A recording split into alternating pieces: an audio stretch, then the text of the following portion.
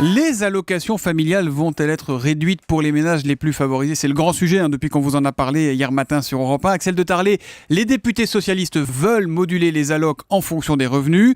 C'est un serpent de mer cette histoire. Alors ça va finir par arriver ou pas ? Alors écoutez, les députés socialistes sont assez déterminés. Pourquoi ? Parce que les dernières mesures d'économie du gouvernement, la division de la prime de naissance par 3, la réduction de moitié du congé parental, ces mesures passent mal dans l'opinion.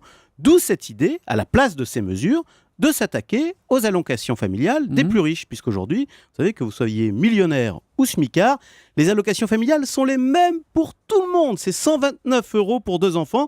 Sauf que pour les uns, on comprend que ça paye les pâtes, et pour les autres, ça paye les vacances au ski. Mais alors pourquoi le gouvernement ne le fait pas ? Ça fait des années qu'on en parle et on ne le fait pas. Pourquoi ? Parce que ça a l'air de rien, cette mesure, mais ça mettrait fin à l'un des principes fondateurs de la sécurité sociale de 1945, qui est l'universalité des prestations. C'est quoi exactement cette universalité des prestations ? C'est qu'aujourd'hui, aux yeux de la sécurité sociale, tous les Français sont égaux. Que vous soyez riche ou pauvre, tout le monde est traité de la même façon par la sécurité sociale. Les riches cotisent plus, mais ensuite en matière ils cotisent plus, parce qu'en pourcentage, je crois que c'est 5,4%. Donc plus vous gagnez, plus ça fait une grosse somme. Exactement. Mais en matière de prestations, tout le monde est égaux. Alors vous voyez bien, si on commence à mettre fin à ce principe, bien demain, on dira la même chose pour la santé.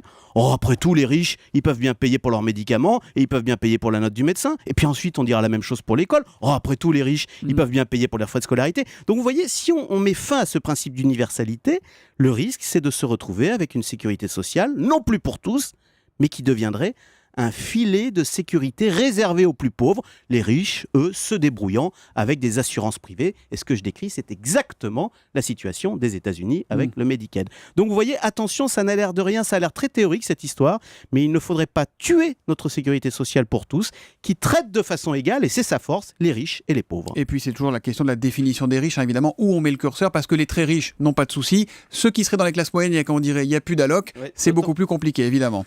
Le Zoom Éco, Axel de Tarlé, tous les matins à 7h10 sur Europe 1. À demain, Axel.